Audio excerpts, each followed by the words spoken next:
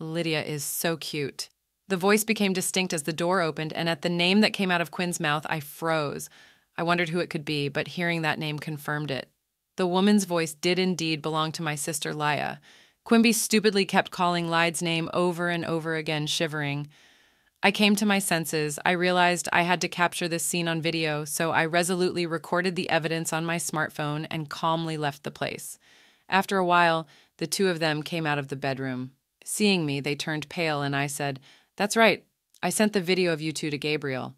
Anyway, let's discuss what to do next, the four of us." Soon at those words, Lita's face turned even paler. What do you mean? Just what it looks like. I have the videotape as proof," I said, holding out my smartphone. My sister became enraged and lunged at me. "My name is Linny. I'm a 45-year-old housewife. I have twin boys who are in 6th grade in elementary school. The kids are twins. I have heard that twins run in families, and indeed I am a twin myself. I have a twin sister named Leah. Being identical twins, we never felt like sisters. Rather, we were more like rivals. Even if we weren't twins, things might have been exactly the same. But I grew up being constantly compared to Leah. I soon developed a strong complex towards Leah, and she in turn placed a huge importance on outdoing me.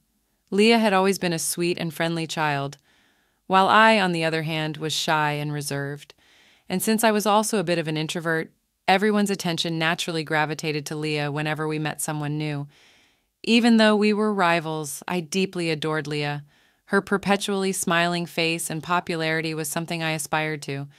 But Leah didn't seem to feel the same way. We often played together when we were in elementary school, but I always got the parts that no one else wanted to play. Linny, right? When no one wanted to be her in a game of spots, I was always forced to play the part. Even when one of our friends suggested we settle the matter with rock, paper, scissors, Lyd would push me, saying, "You're doing it right, Linny." Not wanting Lyd to dislike me or leave me out, I had no choice but to agree. Lyd's manipulative behavior wasn't just limited to games. It was in 6th grade we were identifying roles for a school play that was going to be produced. Snow White and I, not being much of an actress, was hoping to be the narrator. But I caught a cold and had to miss school on the day of the role assignment. "Lenny wants to be the narrator? I'll tell the teacher for you." Lee said she'd pass on my wishes, so I trusted her and felt relieved. However, when I returned to school after recovering, I was shocked to find out I had been cast as the lead role. "Why am I the lead?" I asked a friend in disbelief, and then came the unbelievable reply. "Lai said you wanted to be the lead." "What?" "I didn't say that, but it's already been decided. It seems that as we were entering puberty, no one wanted to take on the potentially embarrassing lead role of Snow White, so I, the quiet girl who was absent, was chosen. The teacher found it odd that I, usually so reserved, had expressed a desire to take the lead role. Did Lenny really say that? The teacher had even checked with Lee. Truly she wants to, but she's too shy to volunteer. Please let this be an opportunity for Lenny to shine. But Lai recommended me as if it was all in my best interest. I cried, insisting I couldn't do it and didn't want to. However, everyone else's roles had already been assigned. Chastised by teachers and parents alike, I somehow managed to pull through. Thanks to that effort, the play was a huge success. Teachers, parents, and friends all praised me. But amidst all this, only Lee looked on displeased. Anyone could have done that. Getting all that praise for such a little thing is just silly, and so she began to openly resent me. That was the moment I truly felt Lyd's dislike. After that, she stopped inviting me to play. At first, it was painful. But once I realized I was no longer being forced into unpleasant roles, I made other friends and started enjoying myself. In middle school, many didn't even know Lee and I were twins. We had become so distant, hardly speaking at school, and didn't look alike at all. We requested not to be in the same class, and I was enjoying my own life. But then one day, as I was studying for high school entrance exams, Lee approached me. "Studying? Have you decided which high school you're applying to?" "Yeah, thinking of going for a high school." A high school was the newest and closest school to our house, boasting a competitive entrance difficulty. I had been working hard for 3 years because I really wanted to get into that school, but Lee, unaware of my efforts, laughed when she heard my choice of high school. "Hey, a high school? You've got to be kidding, right? Why don't you just go to B high school with me? It sounds like you wouldn't even need to study much for that." Lai always managed to bend me to her will, but I didn't want her dictating my choice of high school too. For the first time, I stood up to her. I've decided to go to a high school. You don't know if it's impossible for me. If you don't want to study, that's fine, but don't get in my way. I turned away from her and went back to my textbook. What? That tone to your older sister? Angered by my response, Lai grabbed my textbook and threw it on the floor. What are you doing? Even if you study, it's a waste. You know you're destined to be my slave and go to B high school together. That day, we ended up in a physical fight. Our parents came running when they heard the commotion and pulled us apart. But by then, my textbook was torn to pieces. But more than that, my heart was shattered by hearing Lee's true feelings about me. To Lee, I was just a convenient target for all the unpleasant things. Realizing that Lee saw me as her slave was a clear awakening, but I didn't give up on studying. Fortunately, my parents contacted the school for me, and I got a new textbook. With my parents' support, Lee no longer interfered with my studies, and I was able to dedicate myself to them and successfully got into my chosen school. As she had initially declared, Lee barely studied for the exams and went on to B high school. Thus, we went to different high schools, pursued our education at different universities, and eventually started our careers. As an adult, I began living on my own, and that's when I met a man. He was my husband, Quimby. Quimby and I were hired at the same time and felt a closeness because we were from the same area. When he asked me out, I felt like I was dreaming. I actually like you, Linny. I'd be happy if you'd go out with me. Hearing those words made me incredibly happy. I had feelings for Quimby too, but I had never had the courage to admit such feelings openly. I'd be happy to. Thank you. Being in a relationship for the first time made me feel overjoyed. Since we started dating, I've been doing my best to make him happy, cooking meals and preparing lunch boxes for him. Quimby started visiting my apartment more often, and we began a life almost like we were living together. Linny, I'll cook dinner tonight. But it wasn't just me doing things for him. Quimby was also very cooperative with household chores. Doing chores together was fun, and I began to think we could make a good married couple. 3 years into our relationship, we decided to get married. I was overjoyed and very happy about it. But there was one thing that worried me. You're a twin, right? I'd like to meet your sister. Quimby brought it up. During the 3 years we were dating, I had told him that I have a twin sister, but I had never introduced him to Lee. I hadn't even told her about having a boyfriend. Since that big fight in middle school, there had been a deep rift between us. Yeah, that's right. But if we were getting married, it was inevitable that Lai and Quimby would meet. The thought of how Lai might scorn us made me anxious. But I knew I had to introduce them at some point. What, married? Since when? And when I finally called Lai after a long time, she seemed surprised by my news and raised her voice. I had told my parents, but it seems Lee hadn't heard about it yet. She sounded like this was news to her. Yeah, and I want to introduce Lee to the man I'm going to marry. I'm busy, you know. Well, if you insist, I guess I could meet him.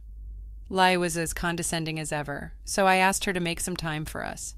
Lai hadn't changed since we were kids. I figured I had to be the adult and humble myself. We went back home to meet Lai on her day off. Quimby suggested we all have a meal together with our parents, so we arranged to meet at a restaurant. And then on the day, we went to the restaurant. But even when the time came, Lai didn't show up. Lid's late. I thought she said she'd be on time. Sorry, Quimby, don't worry about it. She'll show up eventually. Let's just wait a bit longer. Both my parents and I felt bad for keeping Quimby waiting. 15 minutes past the scheduled time, Lee showed up in a flashy dress. Sorry, did you wait? We did. What's with the outfit? Well, it's kind of like a meet and greet, right? Thought I should dress up. I couldn't help but be exasperated by her. Not just me, but our parents just gave a wry smile. If she knew it was a meet and greet, I wish she hadn't been late without even messaging, especially not for the sake of getting dressed up. It seemed immature for an adult. But wanting to keep the peace, I swallowed my words. We introduced Lee and Quimby to each other. Wow, Linny, you've snagged a good-looking one. Working at the same place means he must be earning well. Lai made several rude remarks to Quimby on their first meeting.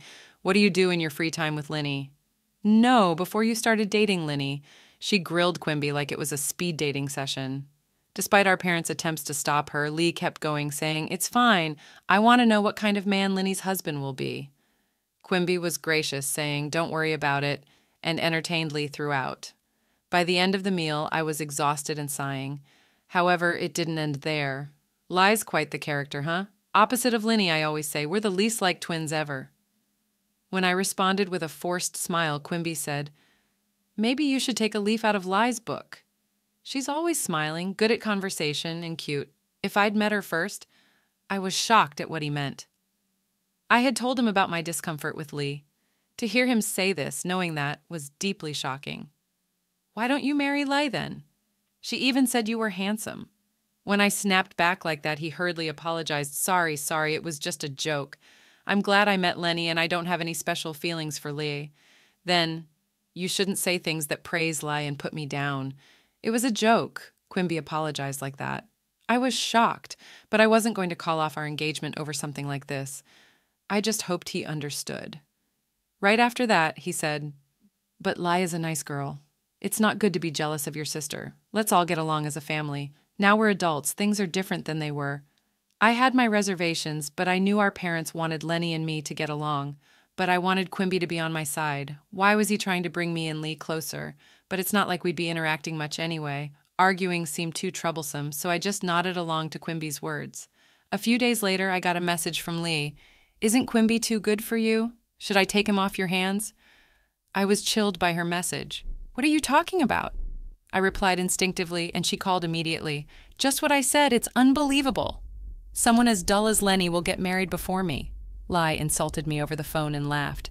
"He's high-earning and well-educated. Why not hand him over to me? We're twins. We've always shared everything." "Don't say stupid things," I yelled back at Lee. I couldn't stand Quimby being treated like an object, nor the notion that we had always shared everything. That's ridiculous. I was always just someone for Lee to dump the things she didn't want on. That night, I told Quimby about this, warning him to be careful around Lee. But Quimby seemed to take it lightly, laughing off my words.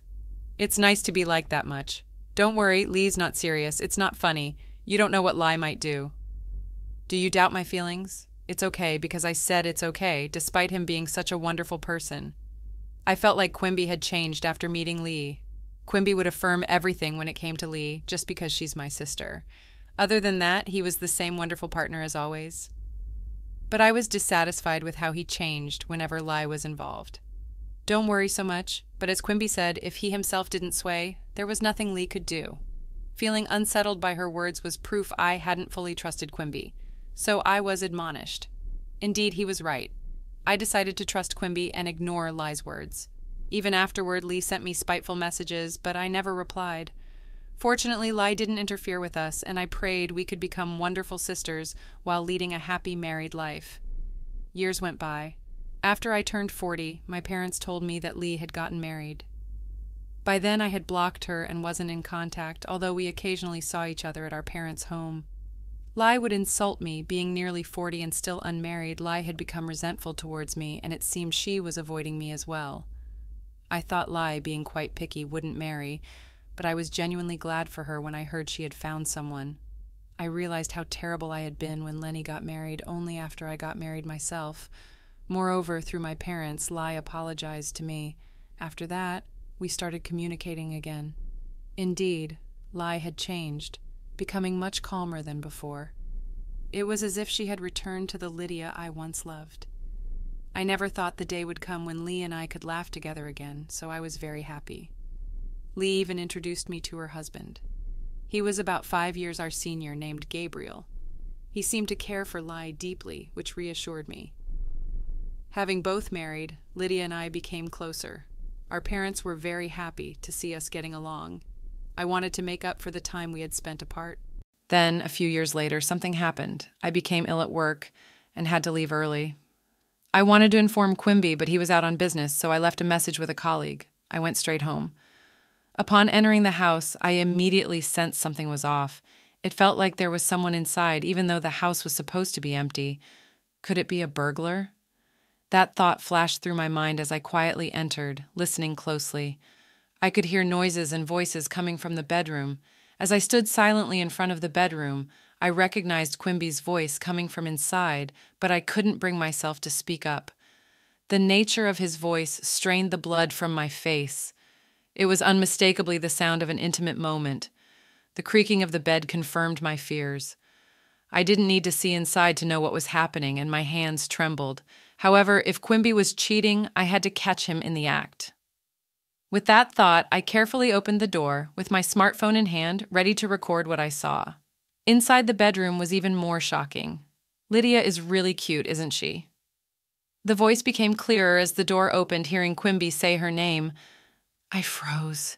Now that he mentioned it, the female's voice was indeed Lee's. Quimby kept foolishly repeating Lee's name, trembling. I recorded the scene and quietly left. I sat in the dining area in shock for a while. I was supposed to be home early due to feeling unwell, but that shock made me forget my illness. Staring blankly at my phone, I just waited for this nightmare to end. Then, a few minutes later, the bedroom door opened. I'll head back to work now, so lock up, said a voice. Okay. It'd be nice if we could live together soon. Hearing this, I hurriedly stood up, noticing the noise. Quimby and Lee saw me in the hallway. Lenny, why are you here? Quimby exclaimed, turning pale. Why? This is my house, right? But why is Lee here? Aren't you both supposed to be at work? Lee looked away for a moment, but then smirked defiantly. Why do you think? You wanted it from my own mouth, didn't you? Quimby tried to stop her, but Lee wouldn't be silenced. I've always hated how you look down on me. Happiness and Quimby don't suit you. I'll take everything with that, Lee declared. I just smiled at her words. Is that so? Then I'll give you Quimby, Lenny, but don't think you can take my happiness. Lee seemed annoyed by my retort, glaring at me. To that, I continued addressing her directly. Yeah, I sent the video to Gabriel. Let's discuss this as a group of 4 sometime soon. Lee's face turned pale instantly. What do you mean? Just what I said. If you want Quimby, Gabriel should know about this, shouldn't he? What have you done? Lee lunged at me. Lee, calm down. Quimby tried to stop her, but Lee was beyond reason. Just then, the smartphone inside Lee's bag rang. At that sound, Lee froze in place. Looks like Gabriel's calling, isn't it? Lee, pale-faced, hesitantly looked at her bag, but there was no sign of her answering the call. In the silent room, only the sound of the phone echoed. After a while, it stopped ringing, and then my phone rang. See? Since Lee didn't answer, now he's calling me Lenny. I'm truly sorry. Please forgive Lee. Can you somehow cover for her with Gabriel? If not, Lee will lose everything. Quimby started making statements as if to protect Lee. Lee, standing next to him, began to sob bitterly as if she were the tragic heroine. What Quimby said made sense. Actually, Gabriel is not only Lee's husband, but also the president of the company where she works. If Gabriel learns about Lee's infidelity, divorce talks might start, and she might not be able to continue working at his company, especially now during work hours. There's no room for sympathy, though it seems harsh. She did this knowing full well she could lose everything. I can't cover for her, I said. That's too harsh, Quimby, as usual, tried to defend Lee. His words infuriated me, and I glared at Quimby. Worried about her? Thinking Lee is the only one who's going to lose her family and job is a huge mistake. At my shout, Quimby flinched, then started sweating profusely. It was as if he suddenly came to his senses, starting to break out in a cold sweat. He must have understood the meaning of my words. Just so you know, I've also sent the video to the company's main email address, including your department and name. What have you done?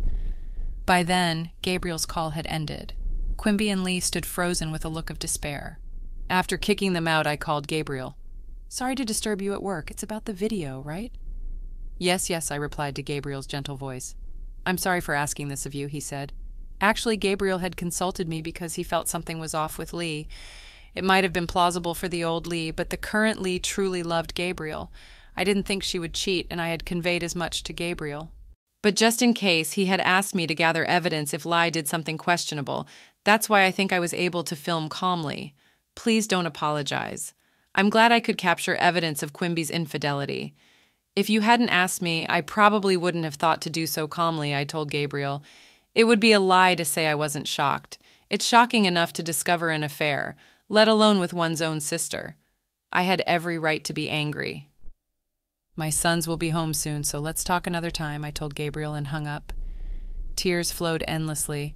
But for my sons and for my own future, I knew I had to be strong. That day I went about my usual routines, and when the kids had settled down for the night, Quimby came home. Were you with Lee? I asked him, and Quimby, clearly in a bad mood, snapped back at me. I got called into HR because of you. The decision on my punishment will come later. What are you going to do about this? The way Quimby turned the blame on me, making me out to be the villain despite his actions, made me almost laugh. Crying over such a man was a waste of time. There's nothing to be done. Do as you please. You understand the situation, right? If we divorce, I'm taking the kids. What are you talking about? You think you'll get custody after likely losing your job? Divorce is a foregone conclusion. "Stop being ridiculous." Quimby had nothing to say. Of course, getting caught in adultery during work hours, dismissal seemed inevitable. Was he still so clueless about the gravity of his actions? If that's the case, then he's incredibly foolish. I'll be leaving tomorrow. Wait a minute, can't we consider starting over? Can't you forgive just one affair?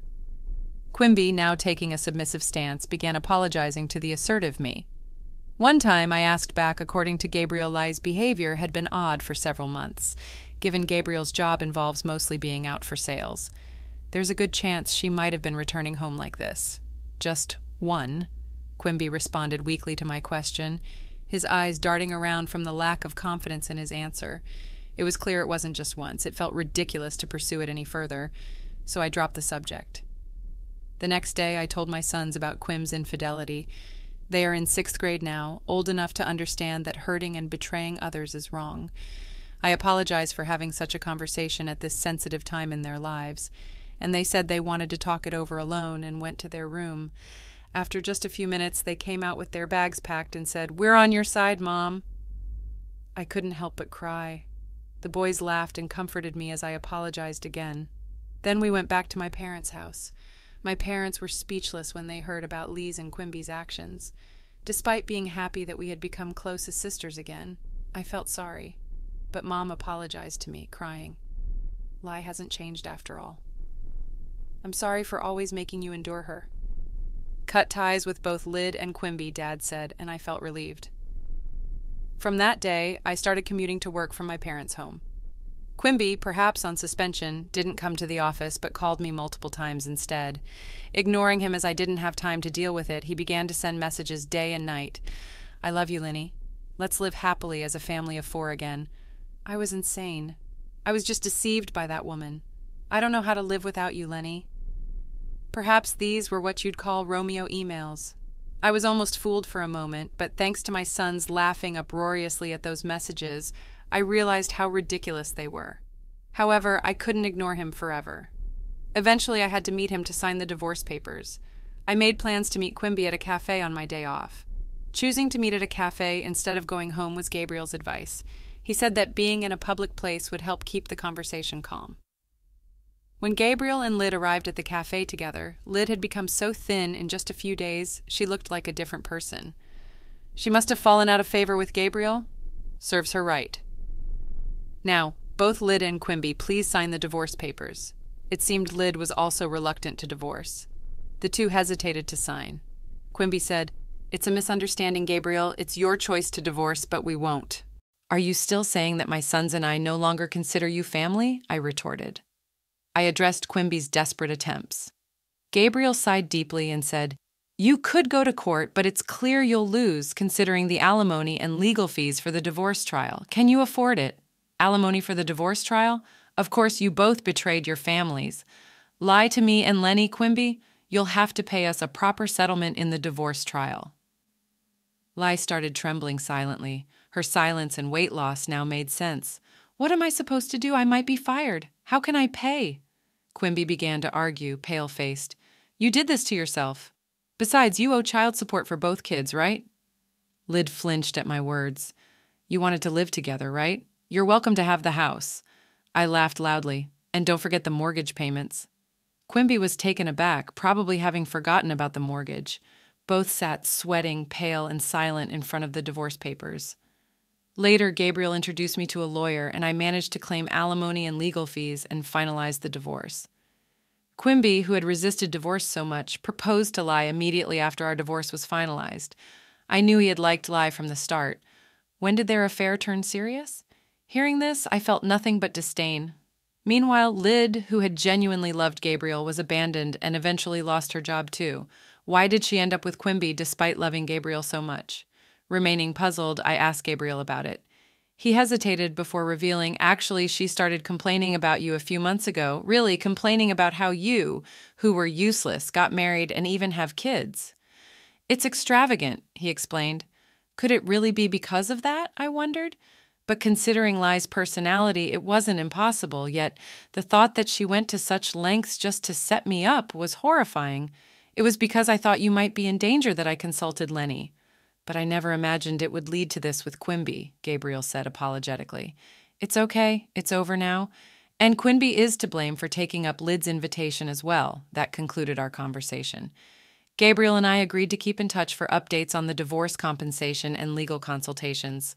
According to him, the two, burdened with a substantial amount of divorce compensation, ended up marrying and living together. Lyd was abandoned by her parents and had nowhere else to go. It seemed she reluctantly accepted Quimby's proposal because she had no family left. From what the lawyer told me, Lyd couldn't accept that she ended up divorcing Gabriel and marrying Quimby, whom she didn't love. Because of me, the lawyer mentioned, getting hurled with abusive language every time he called her. While I felt sorry for the lawyer, he continued to support me firmly, perhaps because of Gabriel's presence, and I couldn't be more grateful. For a while, we'll still have to make calls to demand the divorce compensation, and it seems I'll continue to rely on their support. 5 years passed. The divorce compensation and child support were being paid on time, and my emotional wounds had largely healed. One day, after a long period of calm, the lawyer contacted me. Lyd says she has something to talk to you about. I refused. Knowing her, it would likely end up with her using me as a verbal punching bag for stress relief. I decided never to trust or forgive Lyd again and asked the lawyer to convey my refusal. However, Lyd insisted it was urgent, and Quimby also requested a meeting on her behalf. Given their persistence, I reluctantly agreed. However, lacking the courage to meet them alone, I contacted Gabriel, feeling somewhat guilty for doing so after such a long time. He gladly agreed to accompany me, and so I met with them after a long while. Quimby and Lyd were sitting at the cafe with a solemn demeanor. When Lyd saw my face, she looked slightly relieved. "What's this about? Why did you call me here?" I asked, and Lyd said, "Actually, I've developed renal failure and need to undergo dialysis." I was taken aback.